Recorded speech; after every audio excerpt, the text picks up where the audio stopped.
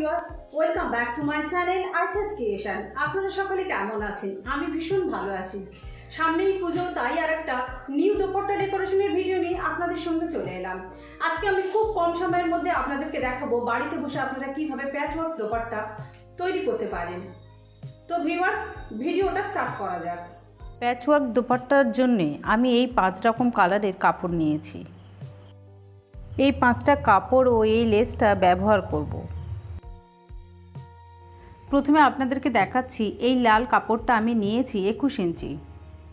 এই লাল কাপড়টাকে দোপাট্টার ঠিক মাঝখানে রাখবো। এরপরে আমি ঠিক এই কাপড়টা এর সঙ্গে সেলাই করে জুড়ে নেব। তারপরে আমি ঠিক এই কাপড়টা সেলাই করে জুড়ে নেব। তারপরে ঠিক এই কাপড়টা সেলাই করে জুড়ে নেব। এই কাপড় আমার আছে 14 ইঞ্চি। আমি এটাকে 7 ইঞ্চি করে কেটে দুভাগে ভাগ করে নেব। আর এই কাপড় আর এই কাপড় আর এই কাপড়, এই 3টে কাপড় 14 ইঞ্চি করে আছে এবং এই কাপড়গুলো আমি মাঝখান থেকে কেটে নেব। আমি ঠিক 14 ইঞ্চি করে নিয়ে ঠিক এই মাঝখানে 7 ইঞ্চি করে কেটে নিচ্ছি।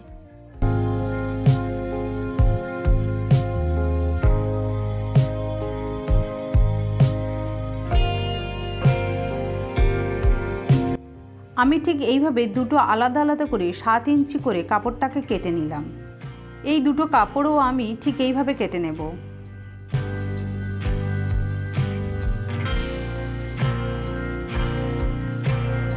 ভিউয়ার্স, আপনারা দেখুন সব কাপড়গুলো আমি ঠিক এইভাবে কেটে নিয়েছি। প্রথমে এই মাল্টি কালার কাপড়টা আমি 20 ইঞ্চি কেটে নেব, কারণ এই কাপড়টা আমার অনেকটাই বেশি আছে।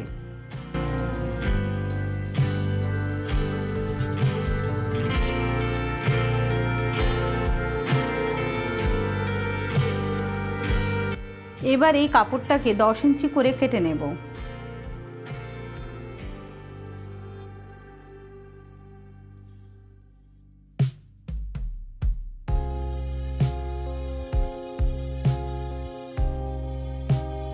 আমি ঠিক পরপর এই কাপড়গুলোকে জুড়ে সেলাই করে প্যাচওয়ার্ক দোপাট্টা বানিয়ে দেখাবো। ভিউয়ার্স, কাপড়গুলো কিভাবে কাটিং করেছি দেখালাম, এবার স্টিচিং করে দেখাবো।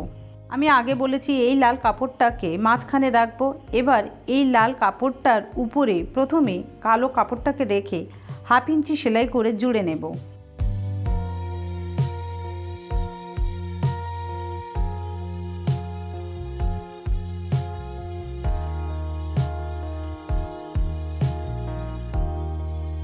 লাল ও কালো কাপড়টাকে একসঙ্গে সেলাই করা হয়ে গেছে। এই এক্সট্রা কাপড়টাকে আমি কেটে বাদ দিয়ে দেব। আপনারা দেখতেই পাচ্ছেন লাল কাপড়টার সঙ্গে কালো কাপড়টা জোড়া হয়ে গেছে। এবার ঠিক এইভাবে কাপড়টাকে নিয়ে এইটাকে নিচে রেখে এইভাবে দিয়ে এই কালো কাপড়টার উপরে সেলাই করে নেব।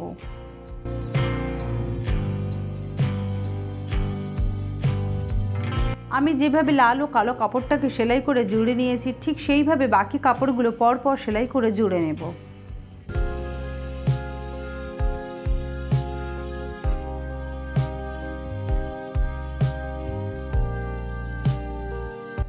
আমি ঠিক একই পদ্ধতিতে উপরের এই সেলাইটা করে নেব।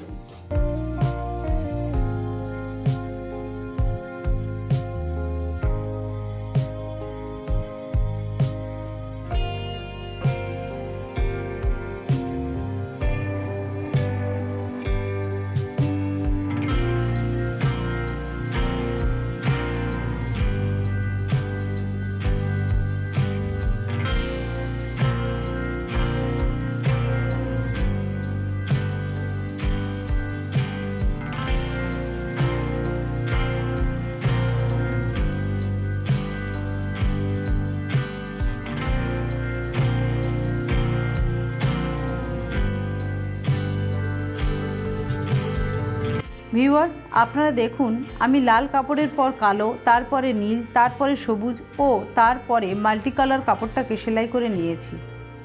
আমি সেম পদ্ধতিতে লাল কাপড়ের আর একটা দিকে বাকি কাপড়গুলো পরপর সেলাই করে জুড়ে নেব। ভিউয়ার্স, আপনারা দেখুন আমি সব কাপড়গুলো পরপর সেলাই করে এইভাবে জুড়ে নিয়েছি। দেখুন কেমন লাগছে। এবার আমি চারিদিকটা লম্বায় সেলাই করে নেব 1/2 ইঞ্চি করে। কাপড়ের উপরের দিকে নিয়ে এইভাবে লম্বায় সেলাই করে নেব।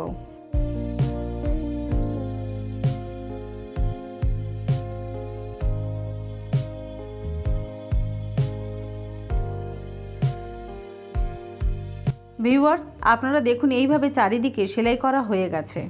ভিউয়ার্স, এবার আমি এই লেসটাকে দোপাট্টার উপরে এইভাবে রেখে পুরোটা সেলাই করে নেব।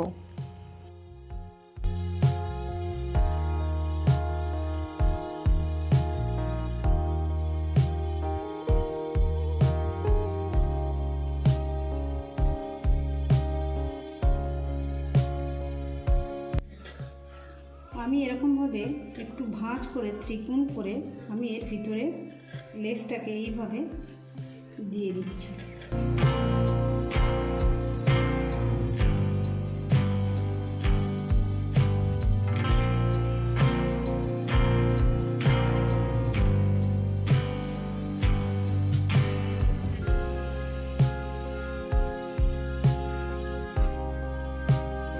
লেসটা পুরো দোপাট্টাতে এইভাবে বসিয়ে নেওয়া হয়ে গেছে। এবার আমি যেখান দিয়ে শুরু করেছিলাম আমি সেখান থেকেই আবার শুরু করছি। এবার এই যে দিকটা আছে এই দিকটা লম্বায় আমি এইভাবে সেলাই করে নেব।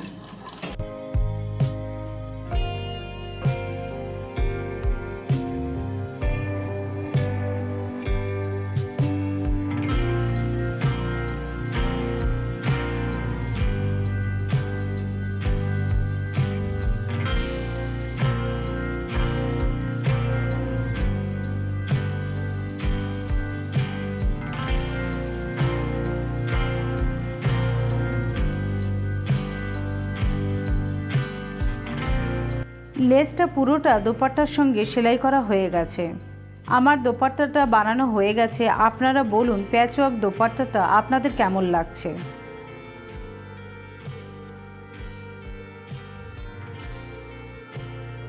তো ভিউয়ার্স, প্যাচওয়ার্ক দোপাট্টাটা কত ইজি আমি বানালাম আপনারা অবশ্যই দেখলেন। এবং এই পুজোতে আপনারা যদি মনে করেন খুব কম সময়ের মধ্যে আপনারা এই প্যাচওয়ার্ক দোপাট্টাটা ইজি বাড়িতে তৈরি করতে পারেন।